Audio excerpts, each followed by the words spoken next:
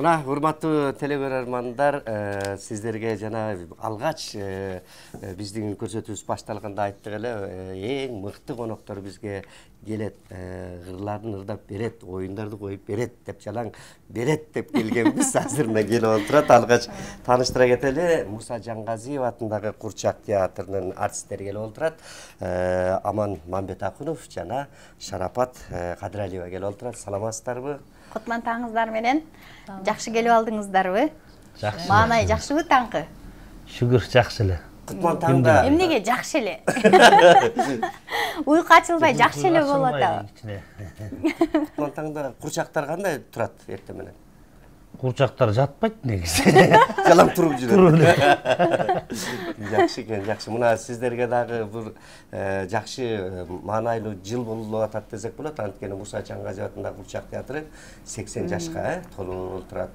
Билинбей олтуруп 80 жыл жашап атыптыр. Мына 80 жылдык өмүрү сиздерден мурда да канча деген артисттер иштеп кеткен. Негизи бул биз бала кезде дагы ушул айылдарга коюлуп Курчак театры келди дегенде сүйүнүп кадимкидей ушул тирүү жандыктарбы деп элестетип жанына барып көргөнгө кызыкчыбыз да. Анан сиздерде эми быйыл кандай жаңылык десек эле, жанагы аты жаман Ылаң атаңдын көрү дүнүйө деп көп нерседен иштен калтырып атат, бирок ошонсо дагы сиздердеги ишти жумушту онлайн форматында иштөө дегеле карантин кандай өтүп жатат? Өтүп алып ишке чыктыңыздарбы? Кандай болуп атат иш тартиби сиздерде? Биринчиден саламатсыздарбы урматтуу кыргыз калкым, кутмандуу таңыңыздар менен. Эми мына сиздер айтып атпайсыздарбы? Кудайым буйрса быйыл ушул биздин Курчак театрыбыз 80ге толуп атат. Жакшы ой максаттарыбыз бар. Могу аты жаман балекеттен кутулуп алсак, Кудайым буйрса 80 жылдык тойду өткөрсөкпү деген жакшы ой максаттарыбыз бар. Ошого Кудай таалам жеткирсин. Анан карантинде кандай өттү деп атпайсыңарбы? Билбейм башка кандай, мен баягы чыгармачыл адам болгондон кийин тияк биякта көп жүрө берип, карантинде чынында эле кыйналдым. Үйдөн чыга албай, эшикке чыксаң эле милиция келип эле. Кир үйгө деп атса эле.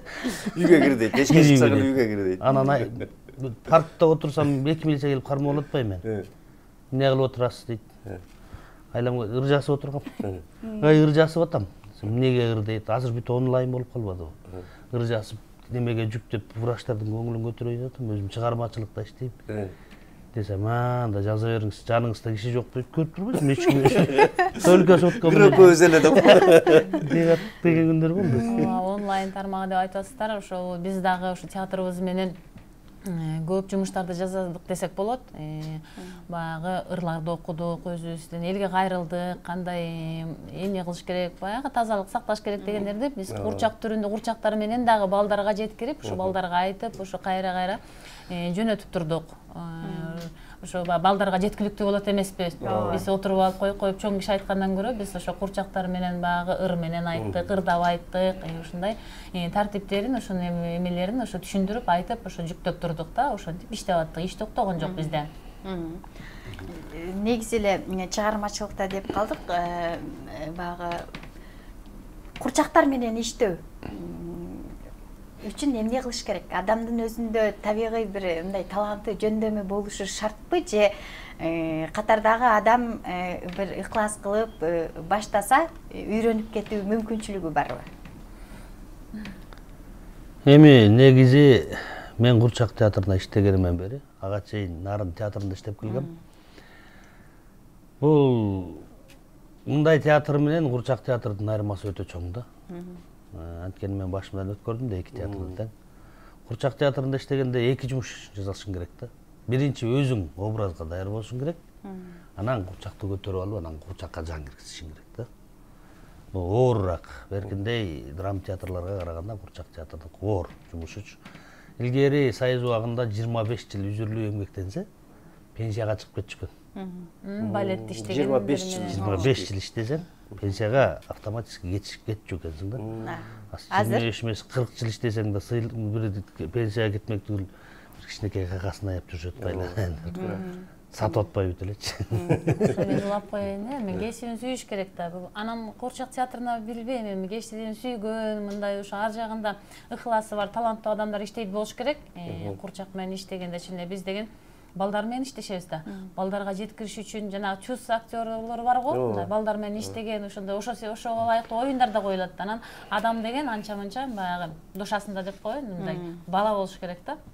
Анан бизге мындай ыхлас койгон адамдар балким баягы адам күчтүү эмеспи, иштеп кетет, бирок негизи баягы кесибин сүйүп, анан талант керек болуш керек деп ойлойм, менин оюм жекече.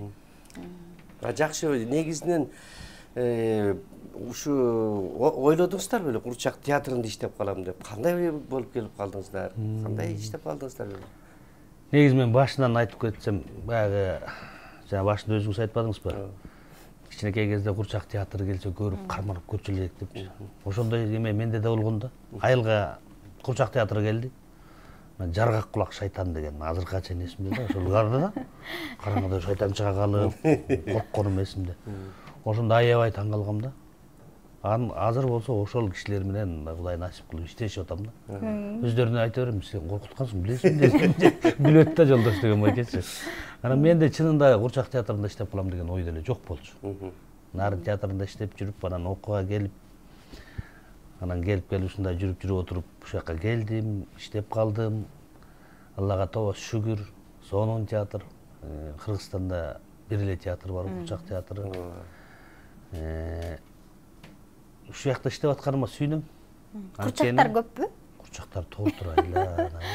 Жаш баладай барып, курчактардын түрүн көрүп келгим келип кетти, эстесем. Келиңиздер, келип, көрүп, биз жөнүндө дагы мындай тартып, элге деген түш билгизип келиңиздер, чакырабыз. Эшигибиз ар дайым ачык. Бул Курчакта турат, биздин бөбөктөрүбүз дагы айтып атса керек, бул эмне болгон Курчактар жатат болду келген. Уктуп атат, качан турат деп. Ооба. Анда ушул ойготсок болобу деп атабыз Курчактарды. Курчактар дагы жазанып, түзөнүп даярданып келишти. Кечинде айтып койсок, сүйүнүшүп. Бул уктабай чыкты таң. Качан барам телевидение көрөт.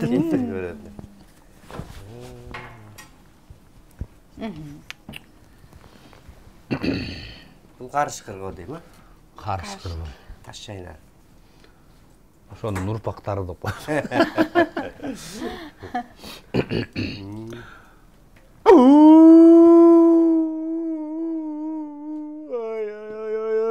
Урсагым жаман ачты. Ой, кечеги жааган жамгырдан кийин, анан жанагы могу аты жаман оорудан кийин элдин баары карантинде үйлөрүнө кирип кетип, а мен болсо жегенге эчтеке жок, ачка жүрөм. Кайдан тамактап жейм я. Бирөө келди тосойт. Акырын алдынан тосуп чыгайын. Саламатсыңбы? Саламатсызбы? Көңүлүң ачык экен, курсагың ток окшойт, Коркпайлагай, мен сени жебейм. Жеген күндө деле сен менин тиштеримдин арасында эле каласың. Ошондо жүрөгүмдү түшүрбөй. Каяка каратасың? Менби? Мен болсо деген. Баса, мен деген барган жеринде айта турган болчу болсомчу. Мен деген биздин, билесизби? Биздин театр деген быйыл 80 жашка толуп жатат. Ошон үчүн ошого даярдык көрүп, биздин театрдагы болгон айбанаттын баары даярданып жатышат. Анан мен дагы ошол жака шашып жаткан болчумун. Бара берейинби? Кое тур. Ошондо Куурчак театрына 80 жыл болуп той берет бекен. Ооба? Жакшы. Аякта тамак аштар бар да, Бар да? Мен Толтура конок чакырабыз, чоң той өткөрөбүз. Конок чакырып алып, той өткөрүп, анан сен эмне кыласың аякта? Ырдайсыңбы, бийлейсиңби, же эмне кыласың? Ооба да, ал жакта той болгондо, ал жакта ырлар болот, көңүл ачуучу балдарга программаларыбыз бар. Биз абдан көп даярданып жатабыз. Ошондой даярданганыңан бирди мага көргөзчү, мен көңүлүм көтөрүлүп калды. Ушул жерденби? Ооба. Азыр элеби? Ооба. Азыр. Сиз коркутпай туруңузчу. Макул. Ырымды да унутуп калдым. Кантай эле? Басам. Азыр сиз кол ача туруңуз, макулбу? Макул. Ay çıktık karacı, aydan biz yaraldık. Ay nuru tөгülgün altınday balalık. Ay nuru tөгülgün altınday balalık. Gün çıktı karacı, günden biz yaraldık. Gün nuru tөгülgün gümüştey balalık. Gün nuru tөгülgün gümüştey balalık. Oy, azamat. Sen ayvay sonun ırдайт экенсиң ya. Ошо? Мен Анан деле орус чыдырларым бар, аларды ырдап бербей эле коеюн, аларды ошол той болгон күн ырдай, Ооба? Мен деле ырдап берейин дегем. Ырдап бериңизчи. Мен Жок, тилекке каршы мен кичинекей кезимде могу кулагымды аю тебелеп кетип. Анан башка эмне кылып барсам болот я мен ошол силердин тоюңарга. Сиз деген, анда деген кандай кыласыз? Белек алып барыш керек. Белекпи? Ооба? Той болгондон кийин аякта тамакта желедик да туурабы? Туура? Менин оюм. Азыр жайлоодон койлор, малдар ылдый жакага түшүп коросуна кирип кетелекте. Бир кой менен бир уй уурдап барып алып барып койсом болобу я? Уурдаган жаман да, менин апам айткан, эч качан уурдаба деп. Мен көнүп калгам, эчтеке болбойт. Кой, андан көрө мен эртерээк уй койлорду барып уурдап келип үңкүрмө камап коеюн. Сен болсо ырыңды ырдап чыргап жүрө бер. Кеттим мен. Ушундай да болмок белең уурдап туруп алып келген. Мейличи, кете берсин. Жүрөгүм түшүп, мен эл менен учурашпай да, балдарым менен кайрылбай да калып турмун. Балдар, эстегиле ар дайым уурдаган эң жаман нерсе болот. Уурдабагыла, макулбу? Силер деген абдан жакшы балдарсыңар. Силер ата-энеңерди оккула, тили алчак болгула, анан дагы көп китеп окугула. Макулбу? Балдар, мен болсо кеттим. Саламатта калгыла. Баракелде, бар болуңуздар. Караңызчы, мына Кашкырдын курсагы кантип чындыгында эле мен мындай карап, тигил жактан карап үткөндө, ушулар өздөрү сүйлөп аткандай жан киргенде мына курчакка жан киргизет деген ушул экен да. Курчактардан кийин сүйлөштүн деле кереги болбой калды го. Ошондой да бул балдарга жеткирген биздерге жана айттым го, мында чоң киши отуруп алып сүйлөгөндөн көрө ушу балдар деген буга кызыгышат да. Биз оюн койгондо балдарыбыз деген биздин көрүүчүлөрүбүз. Ошол оюнга деген сүңгүп кирип, чычканга болушуп, кубалашкан жери болсо деген ошентип кач эле кач депчи, абдан берилет. Анан биз балдарды деген алдыганга акыбыз жок. Ошон үчүн биз деген жан делибизди берип иштешибиз керек да. Чоң кишилерге ойногондо өзүңүздөр билесиздер. Чоң кишилер сында отурат. Тиги актриса бүгүн жетиштире албай калды. Өткөндө жакшы ойногон дейт да. Балдардын оюнда андай жок да. Алар мультфильм көргөндө, жомок көргөндө отурушат да. Алар деген мындай, ошон үчүн аларга деген мындай көңүл кош ойноп коюу. Ар бир күнү ар бир оюнубузду биз ошол деген чын жүрөгүбүздөн, чын дилибизден, ошо терибизди агызып, ошентип ойнойбуз. Бала кезде биз бөбөк сенин жомогуң деп аябай күтүп көрчү эмес белек. Анан ушул Курчак театры барчу эле. Негизинен эми быйылкы жылда айтпаганда деле мурдагы жылдарда мындай айылдарга барып коюп келип аттыңыздарбы мындай жети? Мүмкүнчүлүк болуп атпайбы? Мектептер менен иштесеңиздер, Негизгиси ошо мектептер менен, бала бакчалар менен иштешебиз. Таң атпай элдер балдарын садикке жетелеп барса, биз курчактарды жетелеп алып ошол жерде жүрөбүз садиктечи. Таң атпай барабыз, анан мектептерди кыдырабыз. Областтардын баарын полный кыдырып чыктык. Жакшы.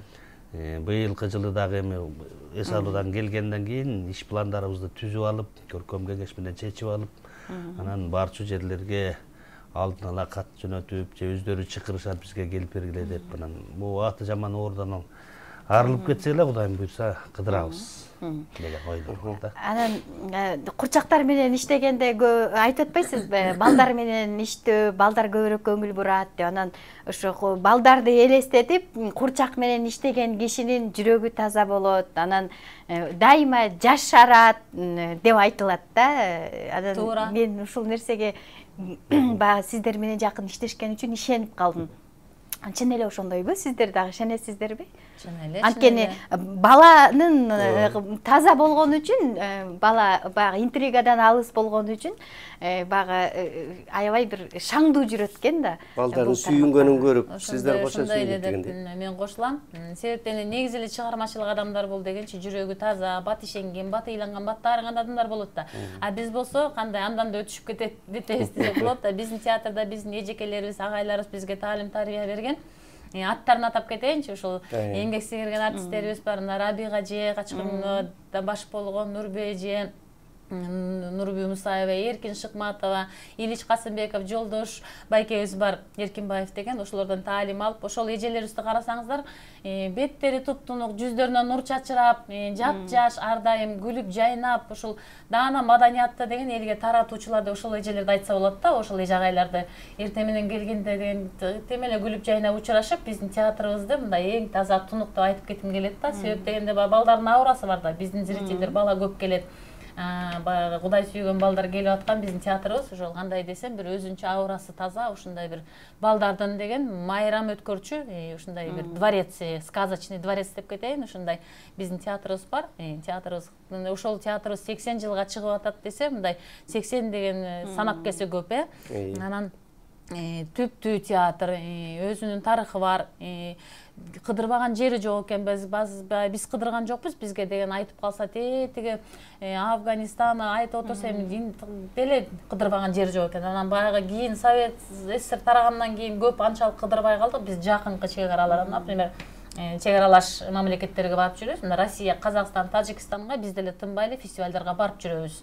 Анан ошол биздин театрыбызды куттуу деп айтып кетели. Кудайым жакшылык алып келсин.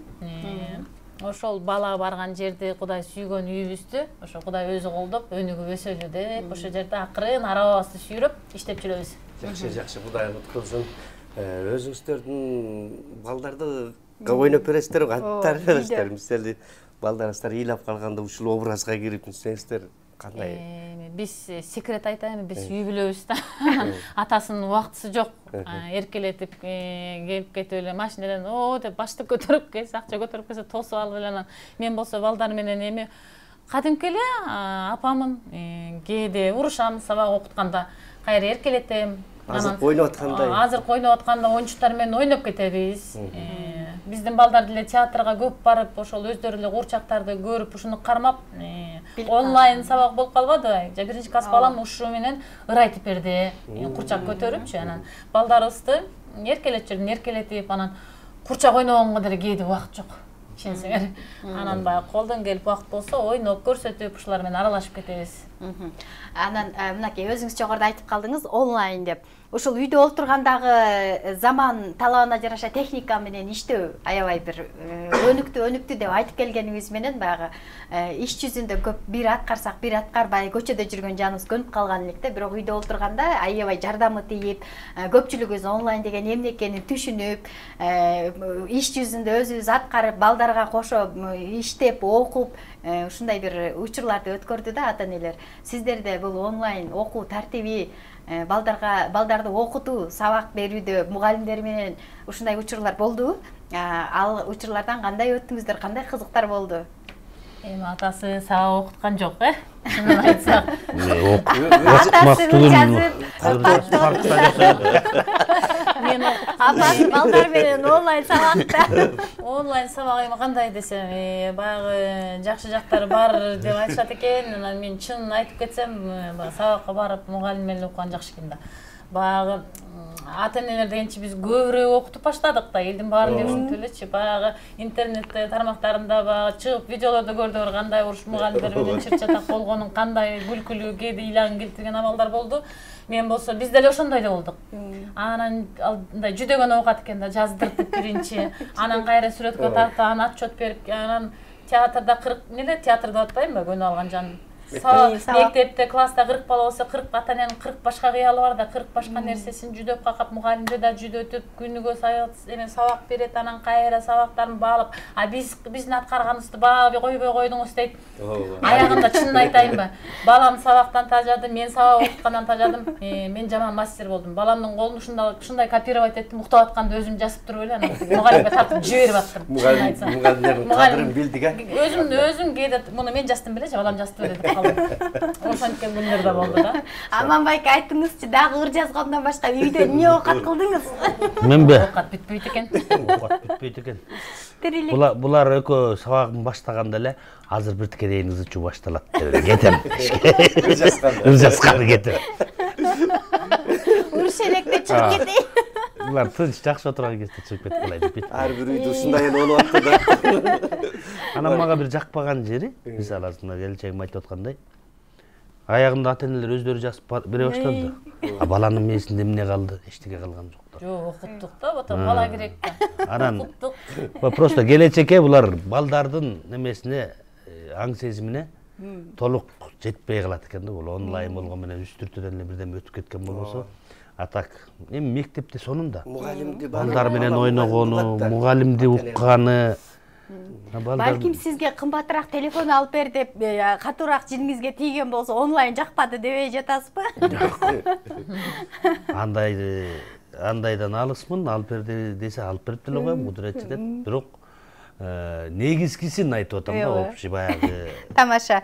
Сизге баягы күлүп атпайынбы, ошо урушкан аралашып көрөйүнчү дебегениңизге.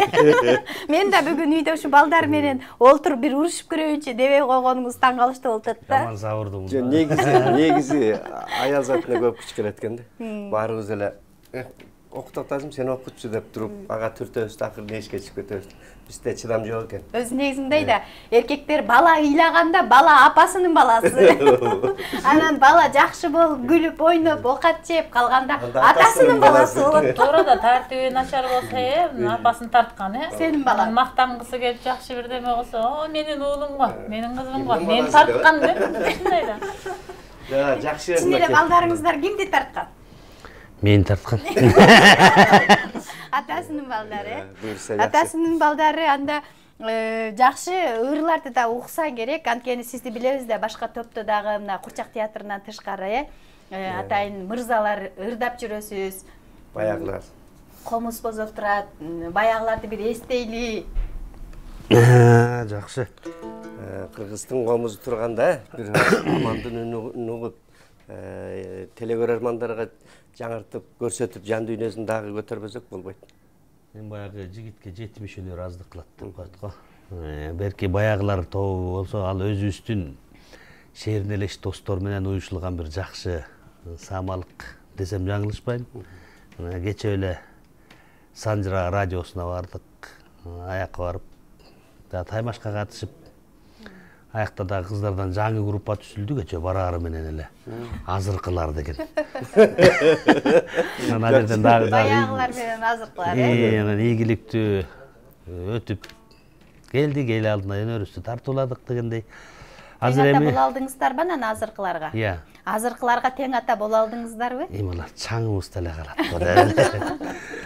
Тамаша, эл таразы эл сынчы дейт, анан жеңишке жетиштик кече дагы жакшы ийгилик коштолуп. Азыр эми сиздердин баягы айткан, сураган оюңуздарды ишке ашырып, бир жакшы чыгарма тартуулап берейин. Сыймык Бейшекеев досумдун бир жакшы чыгармасы бар. Ошону аткарып берейин. Тумарың болуп та калсын.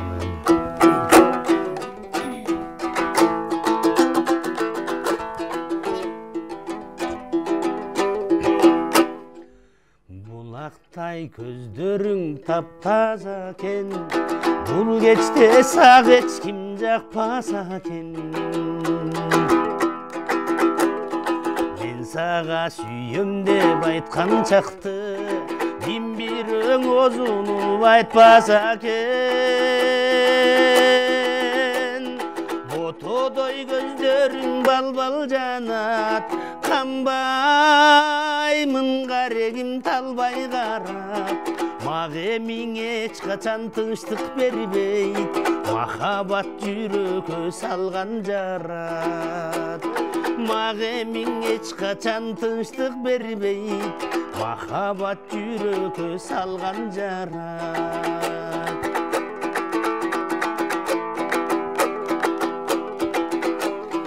Мага сен сурандың келиңиз деп, махаббат ырырда бериңиз деп. Ырымдын баштадым жүргөн сүйбөзүмда сени издеп. Ирмелген кирпигиң төгүлөт да, көздөрүң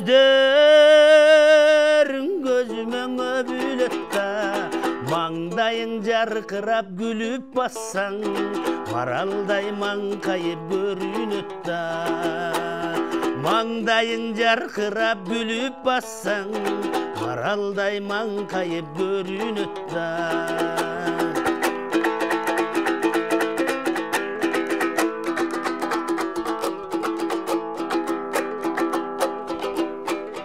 Буралып ийилет кымча белиң, булугуп кысылат мынча демим. Ырымдын аягын бүтүрбөстөн, жанымдан узакка турса дедим.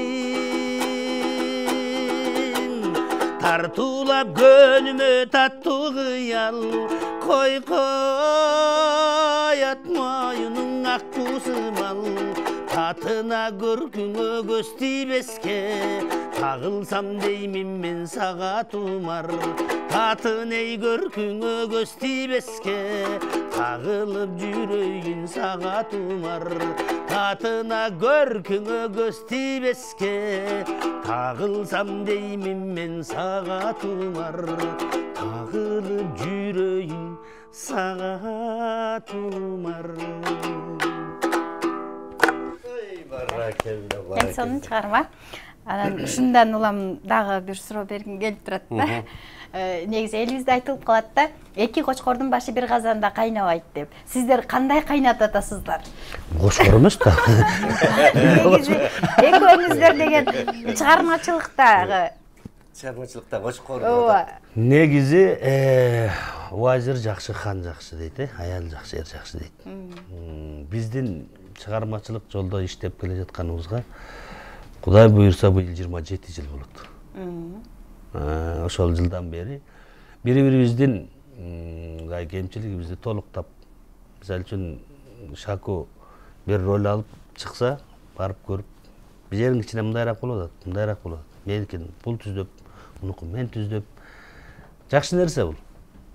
Тескерисинче толуктап турат. Анан кээ бирөөлөрү бар да, келинчеги башка кесипте, өзү мисалы үчүн актер болсо, адыра келинчеги деле түшүнгөнгө аракет кылат, бирок баягы андай анчалык терең түшүнө албаса керек деп ойлойм да.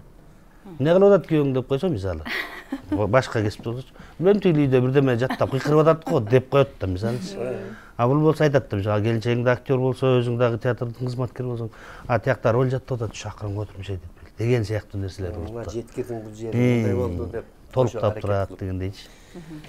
Ушул бактыңыздарга көз тийбесин, Кудайым кут кылсын. Эң негизгиси чындыгында аябай таланттуу адамдар дагы мен өзүм жеке өзүм аябай бир бөлүп карайм да. Кээ бирлер бир жаза алма талант эмес, чыныгы талант ээлерисиздер.